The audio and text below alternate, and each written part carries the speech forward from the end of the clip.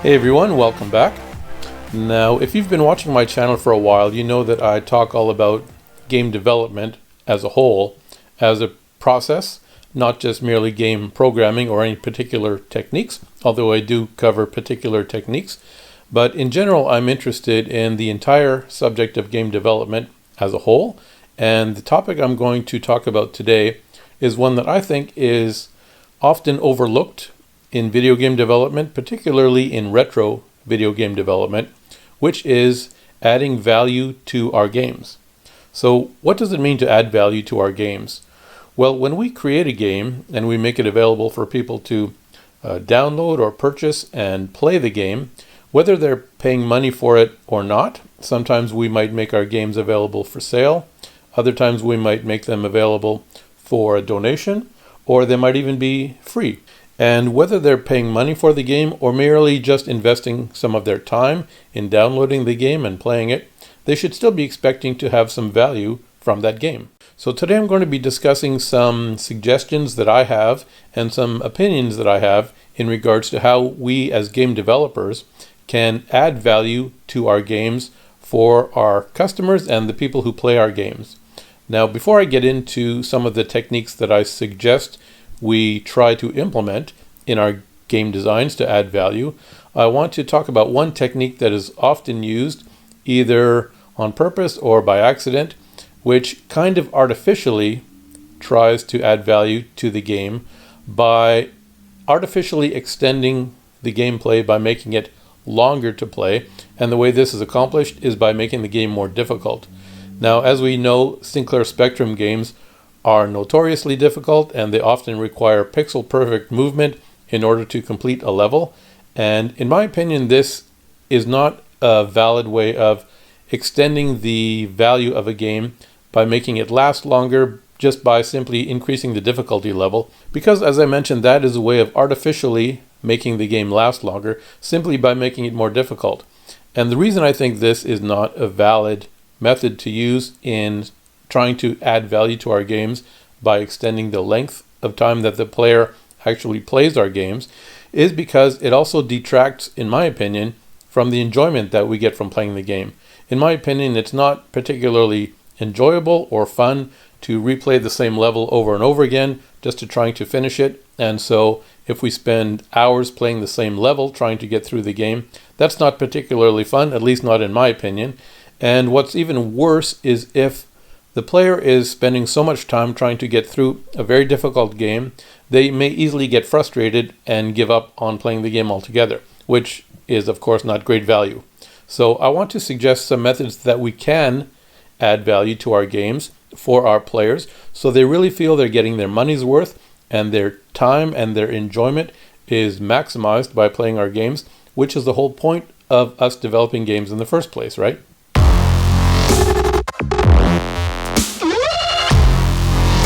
So as I mentioned, the first method I think we should avoid is by artificially extending the length of gameplay by making our games too difficult. So what are some techniques that we can use to increase the value of our games for our players? Well, one method we can use is simply by adjusting the price that we charge for our games. Now, of course, if the game is free or if it's being made available by donation, then there's no risk to the customer other than the time that they spend to download it and play it. However, if we're charging money for our games, one way to increase the value is simply by adjusting the price to match both the complexity and the involvement that the player has with the game. So if it's a very long, detailed, involved game, but it's actually a playable game and not just artificially made longer by making it too difficult, where the player actually enjoys playing the game and they're able to have a progression and make their way through the game, which is as it should be, then we could charge more for our game because the player gets more hours of enjoyment out of it. However, if we make a very simple game that is either very quick to finish, or maybe it takes time to finish, maybe it has an extended gameplay, but maybe the game itself is very simplistic, maybe it doesn't contain a lot of very impressive elements, maybe it's a very basic game that we wouldn't want to charge a lot of money for and people wouldn't want to pay a lot of money for, then again we can adjust the price accordingly. So that's one easy way that we can implement to adjust the value of our games, is simply by adjusting the price. Now, as you probably know if you've been watching my videos, my main intention and my main goal is to be creating games and developing games for the ZX Spectrum Next computer which has a lot of capabilities that the original Sinclair Spectrums obviously did not. So for example, in particular, when we're talking about adding value to our games, when we're talking about developing games for the ZX Spectrum Next, of course it has a lot more memory than the original Sinclair Spectrum computers. So one way we can implement to increase the value of our games is to simply make it larger. Since we now have the memory to add more levels, add more features, add more locations if it's an adventure game, add more items, there are many more elements we can add to our games, and we can make the games larger. So that will also increase the value. It will increase the amount of gameplay time for our players, and it also increases the number of elements that our players get to interact with as they're playing the game. Now this method wouldn't have been available necessarily back in the day of the original Sinclair Spectrum computers, which were limited on memory, but the ZX Spectrum Next, of course, with its extra memory and its bank switching capabilities, allow us to make larger games. And so in the olden days, when they were making games for the original Sinclair Spectrum, maybe the 16K or the 48K Spectrum, or even the 128K Spectrum, they could of course make longer games using multiple loads from the cassette tape, which was implemented on some games. But now with the increased memory of the ZX Spectrum Next, of course it's much easier for us to make larger games. Now the third method I want to suggest for adding value to our games is simply to make them more fun. And this might not be obvious exactly what I mean by this, and I'll give you an example.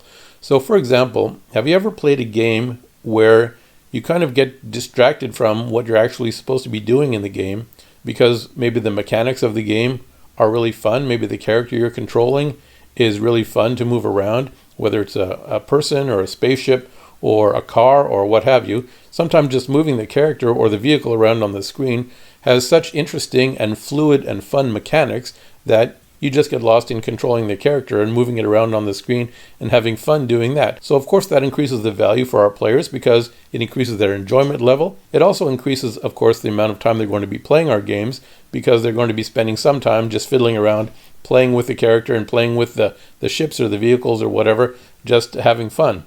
And this could be the movement that the player uses when they're controlling the character, or it could be the scenery. It could be that the interesting scenery is so fun to look at, and the player might just wander around looking at the different rooms, checking out the different objects, exploring different things, which may not necessarily be critical in completing the game, but it's enjoyable for the player. So that also increases the value when they're playing it. Now the last method I want to talk about and suggest as a method we can use in increasing the value in our games for our players is to use a technique that is not seen often enough, I think, particularly in retro games, which is to add replayability to our games. So what is replayability? Well, as you might guess, replayability is the ability to play the game over and over again and still get some enjoyment out of it. Now, of course, we can play all of the games over and over again as many times as we want, but the key here is that when we replay the game, we want the player to have a different experience so that they get more value from our games. So how does this increase the value? Well, if the player plays the game a second time through and they have a different gameplay experience, then essentially it's like they've purchased two games in one because they can play it through a second time and experienced at least a somewhat different game with different elements and different features, as I'll discuss in a moment. So now what I want to talk about is how we can really focus on the replayability factor when we design our games. Now again, back in the day of the original Sinclair Spectrums with the 16K or the 48K, this was limited in what could be implemented, although this was implemented as well, but it was more limited and more difficult in implementing this, again because some of the options that I'm going to discuss now, we just didn't have the room to do it back in the day. But now with the Sinclair Spectrum Next computer, we really have no excuses because we have lots of power, lots of speed, lots of memory, and I think it's really worthwhile to focus on how we can add replayability to our games. So let's look at a few techniques we can use to do exactly that. Now the first method I want to discuss is a method that I spoke about at the very beginning of this video that I suggested we don't use, is by adjusting the difficulty level. Now while it's true I don't think we should be increasing the value of our game artificially by making it too difficult, therefore making it last longer, what we can do is implement selectable difficulty levels. And how does this increase the value of our game? Well, once the player finishes playing the game at a certain difficulty level, they can go back and play it again on probably a more difficult difficulty level. Or if the player finds it too difficult, they can go back and replay the game on a simpler difficulty level and start a bit easier and then work their way up. And depending exactly what elements we use to adjust that difficulty setting, it may be by adjusting the speed of the game, it may be by adjusting the number or strength of the enemies. Of course, there are all sorts of different techniques we can use to adjust the difficulty levels in our games. And so if the player is able to choose their difficulty level, then they could effectively go back and play the game again on more and more difficult settings, which will give them a different playing experience, thus increasing the value of the game for our players. Now let's talk about the second technique in adding replayability to our games, which is adding user selectable options.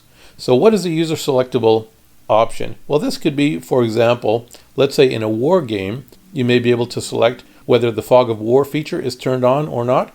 This would allow you to choose whether or not you get to see the entire playing area, the entire map, and all the units that are on the map, or if you're only able to see your local surroundings that are close to your units. And obviously this is similar to the difficulty level setting, because the more of the map you can see and the more of the units you can see, the easier the game should be to play. But that's an example of one selectable element we can use in our games. Some other selectable elements might be certain features, whether or not they appear in our games and how they appear in our games.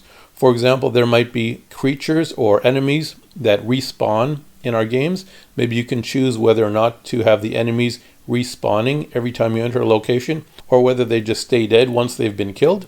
So basically any element that somehow affects the difficulty of our game can be selected by the player, and this is kind of a way of choosing a difficulty level without specifically adding that in the startup menu option of selecting a difficulty level specifically, but rather selecting an in-game option that makes it a little bit more fun and a bit different experience for the player, but also probably will affect the difficulty level. Now let's go on to method number 3 of how we can add replayability to our games, which is a very fun aspect, which is using the element of randomness in our games. Now, how specifically can we use the element of randomness in our games? Well, let's say, for example, we have an adventure game where the character is wandering around, going from room to room, finding different objects. Well, perhaps the game has a total number of 100 different objects for the player to find as he's exploring the maze, but maybe only 25 of those objects are available each time the player plays. And that selection of 25 objects could be random. So every time the player plays, they don't know which selection of objects are even going to be available to them in the game. So they would have to play the game through several times in order to even have seen every object that is potentially available to be found in the game. And of course, these random elements aren't limited to just objects that we put in our game, but they could be other elements as well, such as NPCs or non-player characters. The non-player characters could be random. There could be a random selection of non-player characters or enemies that appear in our game.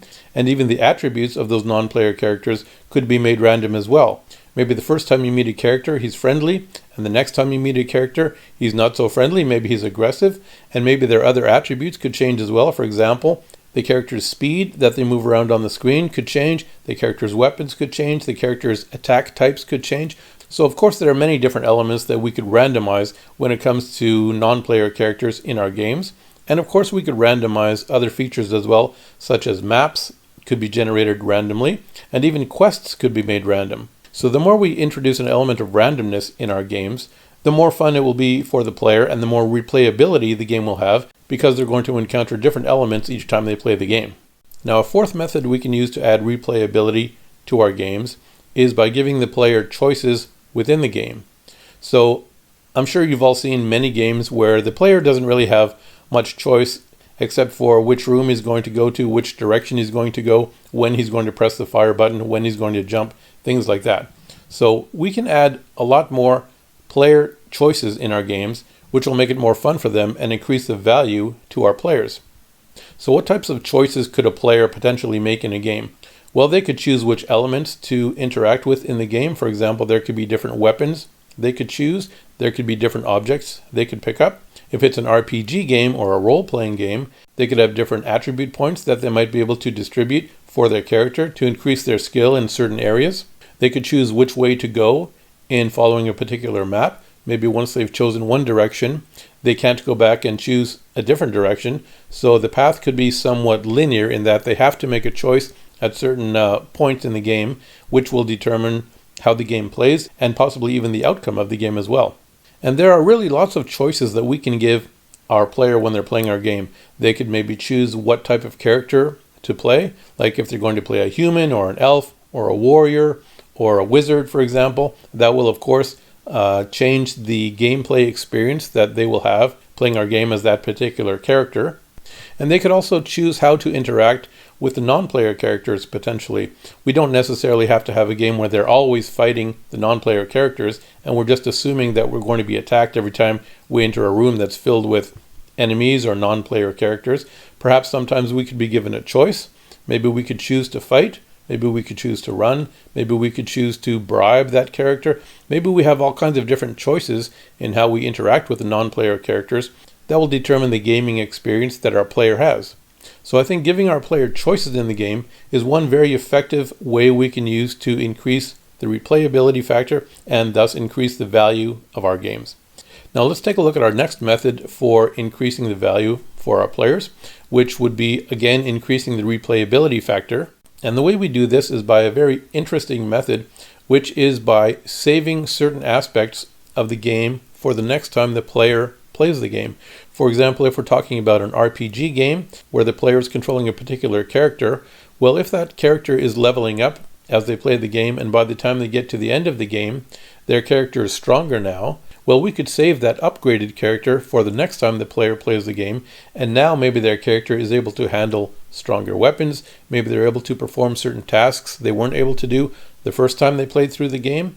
And it doesn't just have to be their strength that could change, it could be different abilities perhaps. Maybe it's objects that they find that they maintain the next time they play the game. So maybe they have keys that they can use that they didn't have the first time around. Maybe they have abilities that they didn't have the first time around. And this doesn't have to be just a role-playing game.